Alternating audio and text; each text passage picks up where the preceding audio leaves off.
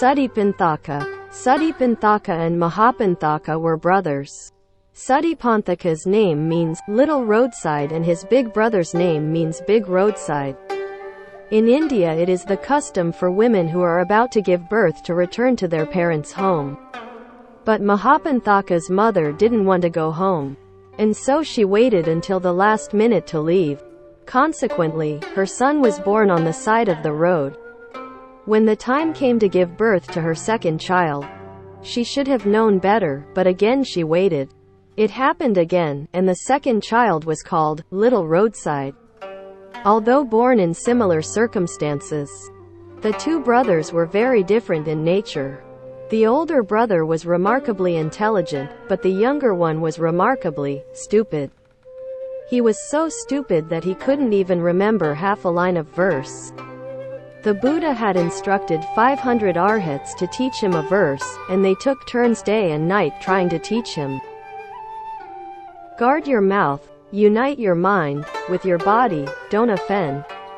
Do not annoy a single living being. Stay far away from non-beneficial bitter practices. Conduct like this can surely save the world. The three karmas of body, mouth, and mind should be pure. Do not cause others to be afflicted. And don't cultivate ascetic practices which are not in accord with Dharma. These non-beneficial bitter practices include maintaining the morality of dogs or cows, worshipping fire, sleeping in ashes, and sleeping or sitting on beds of nails, which, of course, hurts a lot.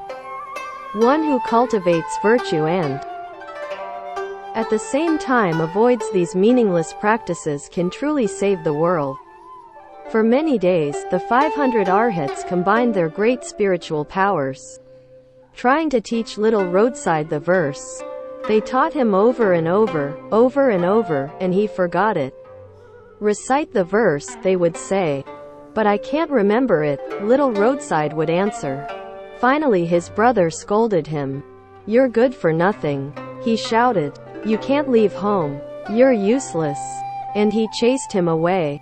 Little Roadside may not have had much of a memory, but he certainly had a temper. If you won't let me leave home, he shouted, I'll show you. I'll kill myself. He grabbed a rope, ran to the backyard, and climbed a tree, ready to hang himself. At that moment Shakyamuni Buddha transformed himself into a tree spirit and explained the Dharma to him. Your brother is your brother, he said. And you are you. He says you can't leave home, but you don't have to listen. You can cultivate right here. Why should you kill yourself? That makes sense, sniffed Little Roadside. He's he and I'm me. He has no right to tell me I can't leave home. Right, said Shakyamuni Buddha. Since you can't remember half a line, I'll give you 2 words, sweep clean. Remember these 2 words, and use them to sweep your heart clean. Sweep the floor and sweep your heart free from dust. Little Roadside said, yes, I'll sweep my heart. Sweep, what? Clean, said the Buddha. Sweep clean. Oh yes, said Little Roadside. Clean, what was the first word again? Sweep, smiled the Buddha. Sweep clean, said Little Roadside, and he recited and swept, remembering the Buddha's instructions to sweep his heart clean. In less than a week, all of a sudden he was enlightened, understood everything very clearly, penetrated the real mark of all dharmas, and was even more intelligent than his brother. Little Roadside wasn't like us. We recite Namo Amitabha Buddha every day, but the more we recite the more false thinking we have. If stupid people work hard and cultivate, they also can become enlightened. Don't say, I'm too stupid to understand the sutras. If you don't understand them, don't read them. It will suffice to contemplate your heart, for when you have seen it clearly you will be enlightened. How should you contemplate your own heart? Watch for false thinking, and sweep it out of your heart. Then you can be enlightened. Little Roadside, stupid as he was, became enlightened. We are all much more intelligent than he, and could no doubt remember, sweep clean, hearing it only once. So don't cheat yourself or take yourself lightly. Go forward bravely and study the Buddha Dharma. Were I to speak the most wonderful Dharma, unless you believed it, it would be of no use to you. But were I to speak utter nonsense, should you actually practice, it would be wonderful Dharma. If you don't practice the wonderful Dharma, it is not wonderful for you. You must always make vigorous progress. Don't fall behind or get lazy. This is most important, for if you can always make progress, the day will certainly come when you will recognize your original face. Nanda. There were 3 disciples with the name Nanda, Ananda, Sundarananda, and Nanda. Nanda, whose name means wholesome bliss, was a cowherd before he heard the Buddha speak and decided to leave the home life. He is to be distinguished from Ananda, the Buddha's first cousin, and Sundarananda, the Buddha's little brother. Before leaving the home life, Nanda was a cowherd. When he listened to the Buddha preach the 11 matters of tending cows, using the tending of cows as an analogy for cultivation of the way, Nanda knew that the Buddha was possessed of all knowledge, and he resolved to leave home and soon attained the fruit of arhatship. On one occasion the Buddha instructed Nanda to preach to a group of 500 bhikshunis. Hearing him speak, they all attained arhatship. In the past, the 500 bhikshunis had been the concubines of a king. The king was a great Dharma protector, and he built a large pagoda in honor of a Buddha. The concubines believed in the Buddha and made daily offerings at the pagoda, vowing that they would in the future all obtain liberation with the king. The king was a former incarnation of Nanda. Sundarananda. Sundarananda was the Buddha's little brother. He loved his wife, Sundara, more than anything. The two of them were as if glued together. Walking, standing, sitting, and lying down, they were never apart. One day as the Buddha returned from the palace where he had gone to collect alms, he passed Sundara and Nanda, who were having lunch. When he saw the Buddha, he went out to fill his bowl. As he left, Sundara spit on the floor and said, "You may give the Buddha food, but if you don't return before that dries, you're in trouble." "Okay," said Sundarananda, and off he went. What do you think the Buddha did? Every time Sundarananda took a step forward to hand the Buddha his bowl, the Buddha moved away with his spiritual powers so that, in what seemed like just a few steps, Sundarananda suddenly found himself in the Yeta Grove, 5 miles from home. As soon as they arrived, the Buddha shaved Sundarananda's head. Sundarananda had no desire to leave the home life because he did not want to give up his wife. But the Buddha was his older brother, and so he complied. "You can cut off my hair," he thought, "but the first chance I get, I'm going to run away." As day after day went by, Sundarananda got more and more nervous.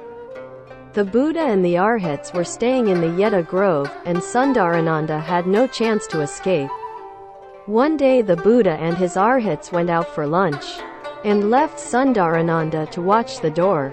"Today is the day," thought Sundarananda. "I'm definitely going home." Before the Buddha left, however, he had instructed Sundarananda to sweep the floor. Eager to be on his way, he went right to work.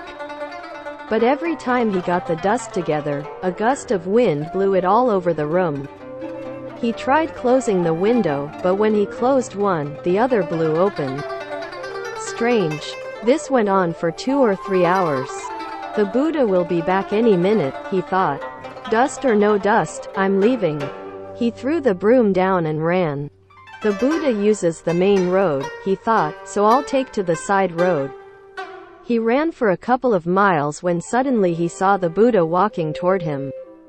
He hid behind a tree to wait for him to pass, moving slowly around in back of the tree so that he would not be seen.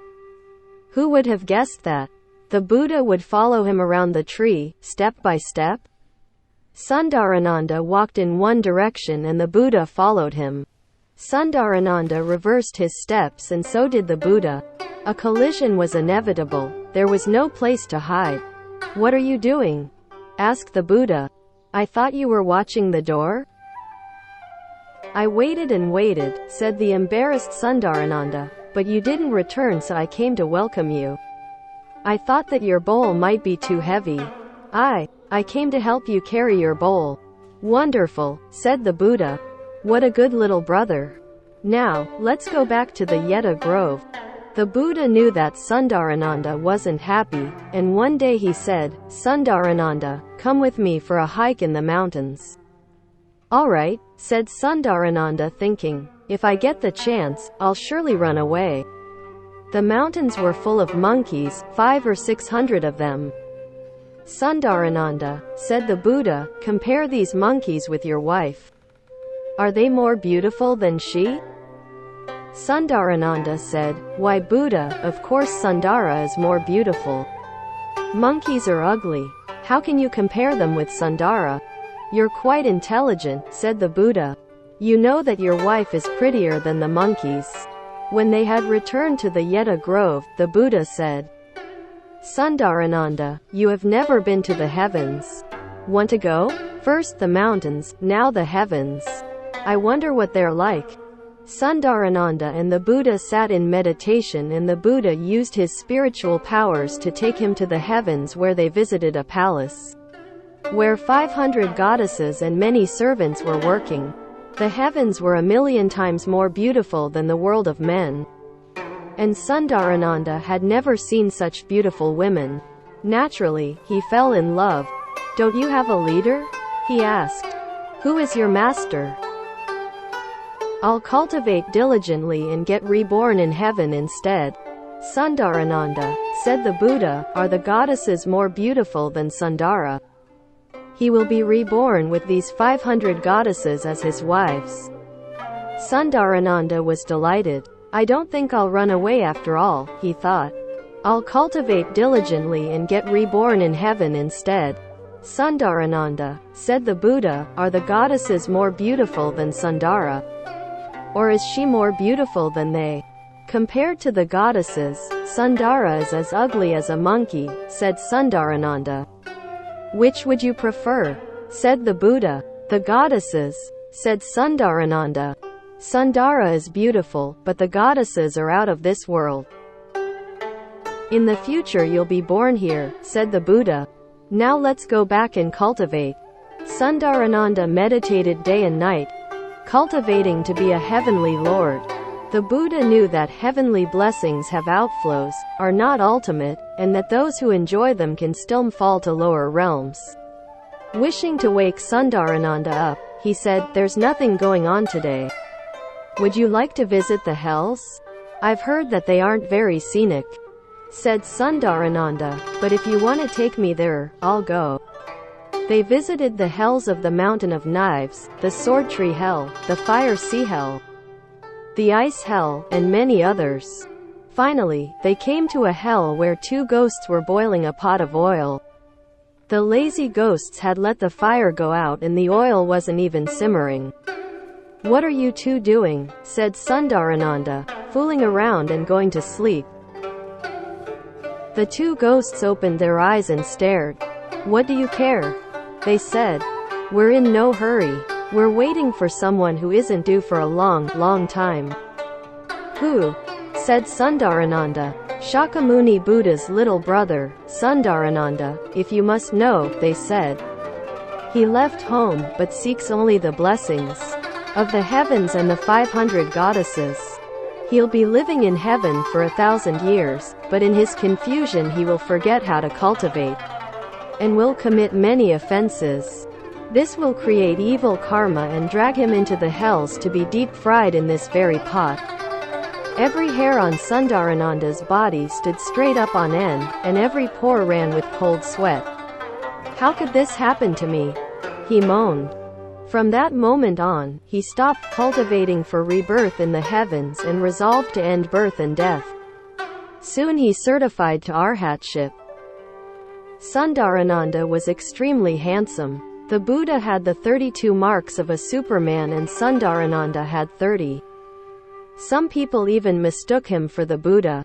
One day Shariputra was debating with some non-Buddhists who were even more extreme than many hippies. They didn't wear any clothes at all. "This is our original face," they said. "Why disguise yourself by wearing clothes?" Shariputra, although not very tall, was extremely intelligent. His replies left them speechless, as if they had no mouths at all. Later, when Sundarananda, who was tall and handsome, happened along, the nudist said, "If that short little Bishu beat us, how could we possibly out-talk this tall one?" They bowed to Sundarananda as their teacher and left the home life. Sundarananda had a lot of faithful disciples, and their cultivation was very successful. This is the story of Sundarananda, who gave up his wife for the goddesses and then, fearing the hells, cultivated the way.